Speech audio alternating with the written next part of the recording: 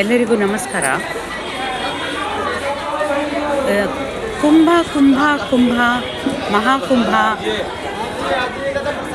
ದಿವ್ಯ ಕುಂಭ ಭವ್ಯ ಕುಂಭ, ಆವೋ ಕುಂಭ ಚಲೆ, ಈ ರೀತಿ ಸ್ಲೋಗನ್ಗಳನ್ನೆಲ್ಲ ಹಾಕಿ ಪ್ರಯಾಗ್ರಾಜ್ ಕಡೆ ಎಲ್ಲರೂ ಬರೋ ರೀತಿ ಅಟ್ರ್ಯಾಕ್ಟ್ ಮಾಡಿರೋದು. ಮತ್ತು the biggest gathering on earth, the biggest Hindu celebration ಅಂತ ಎಲ್ಲ ಪ್ರಚಾರ ಮಾಡಿ ಉತ್ತರ ಪ್ರದೇಶದ ಪ್ರಯಾಗ್ರಾಜ್ಗೆ ಬಹಳ ಜನ ಬಂದು ಸೇರೋ ರೀತಿ ಆಗಿದೆ. ಅದು ಈಗ ಲೇಟೆಸ್ಟಾಗಿ ಫೇಸ್ಬುಕ್ನಲ್ಲಿ, ವ್ಯಾಟ್ಸಪ್ನಲ್ಲಿ, ಯೂಟ್ಯೂಬ್ನಲ್ಲಿ ಎಲ್ಲ ವಿಪರೀತ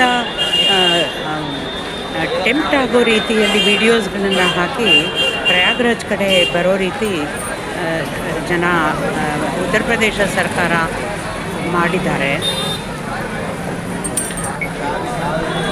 ನಾವು 3 ತಿಂಗಳ ಹಿಂದೆ ಪ್ರಯಾಗ್ರಾಜ್ಗೆ ಫ್ಲೈಟ್ನಲ್ಲಿ ಬುಕ್ ಮಾಡಿ ಈಗ ನಿನ್ನೆ ರಾತ್ರಿ ಬಂದು ಸೇರಿದ್ದೇವೆ.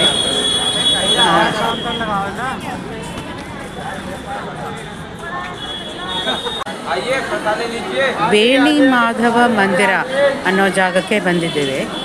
ಇಲ್ಲಿ ಈ ರಸ್ತೆ ಸುಮಾರು ಪ್ರಯಾಗ್ರಾಜ್ನಲ್ಲಿ ಎಲ್ಲೆಲ್ಲೂ ಈ ರೀತಿ ಒಂದು 10 ಅಡಿ ಅಗಲದ ರಸ್ತೆ ಅಷ್ಟೇ ಇರೋದು. ಈ ವೇಣಿ ಮಾಧವ ಮಂದಿರ ಎದುರಿಗಿರೋ ಜನರ ಪ್ರವಾಹ ಈ ರೀತಿ ಇದೆ. ಇನ್ನು ಈ ಸ್ಥಳ ಹಾಗೆ ನೋಡಿದ್ರೆ ತ್ರಿವೇಣಿ ಸಂಗಮಕ್ಕೆ ಬರೀ 2.5 ಕಿಲೋಮೀಟರ್ ದೂರದಲ್ಲಿದೆ. ಮತ್ತು ಈ 2.5 ಕಿಲೋಮೀಟರ್ ಪೂರ್ತಿ ನಮ್ಮ ಬೆಂಗಳೂರಿನ ಅವೆನ್ಯೂ ರೋಡ್, ಚಿಕ್ಕಪೇಟೆ ಆ ರೀತಿ ಹೇಗಿದೆಯೋ ಅದಕ್ಕೆ 10 ಪಟ್ಟು ಜಾಸ್ತಿ ಜನಸಂದಣಿ ತುಂಬಿದೆ. ಹೆಜ್ಜೆ ಮೇಲೆ ಹೆಜ್ಜೆ ಇಟ್ಕೊಂಡು ಹೋಗಬೇಕು, ಆ ರೀತಿ ಪರಿಸ್ಥಿತಿ ಇದೆ. ಈಗ ಸದ್ಯಕ್ಕೆ ಹತ್ತಿರನೇ ಇದೆ ಮತ್ತು ಜಾಸ್ತಿ ಜನ ಇರೋದಿಲ್ಲ ಅನ್ನೋದಕ್ಕೋಸ್ಕರ ನಾವು ವೇಣಿ ಮಾಧವ ಮಂದಿರ ಇದೊಂದು ದೇವಸ್ಥಾನಕ್ಕೆ ಹೋಗಿ ಬರೋಣ ಅಂತ ಬಂದ್ವಿ.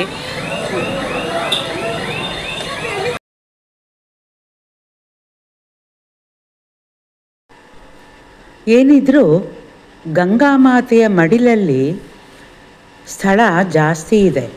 ಗಂಗೆಯ ಅಗಲ ನೋಡಿ, ಇದು ದಶಾಶ್ವಮೇಧ ಘಾಟ್ ಅನ್ನೋ ಸ್ಥಳ. ಇಲ್ಲಿ ಒಟ್ಟು 25 ಘಾಟ್ಗಳಿವೆ ಬೇರೆ ಬೇರೆ ಹೆಸರಿನಲ್ಲಿ. ಮತ್ತು ಗಂಗೆಯ ಒಂದು ತೀರದಿಂದ ಇನ್ನೊಂದು ತೀರಕ್ಕೆ ಹೋಗೋಕ್ಕೆ 25 ಬ್ರಿಡ್ಜ್ಗಳಿವೆ, ಸೇತುವೆಗಳಿವೆ.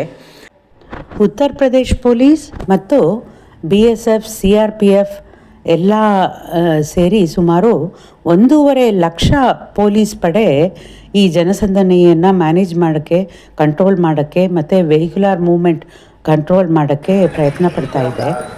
ಅದರಲ್ಲಿ ಜನವರಿ 28ರಿಂದ ಫೆಬ್ರವರಿ 4ನೇ ತಾರೀಕುವರೆಗೂ ಮತ್ತು ಫೆಬ್ರವರಿ 11ರಿಂದ 12, 13 ಮತ್ತು ಫೆಬ್ರವರಿ 25, 26, 27 ಈ ರೀತಿ ಆದಷ್ಟು ಹೊಸದಾಗಿ ಫ್ಲೈಟ್ ಅಥವಾ ಟ್ರೈನ್ ಬುಕ್ ಮಾಡಿಕೊಂಡು ಬರೋದು ಜನ ಬೇಡ.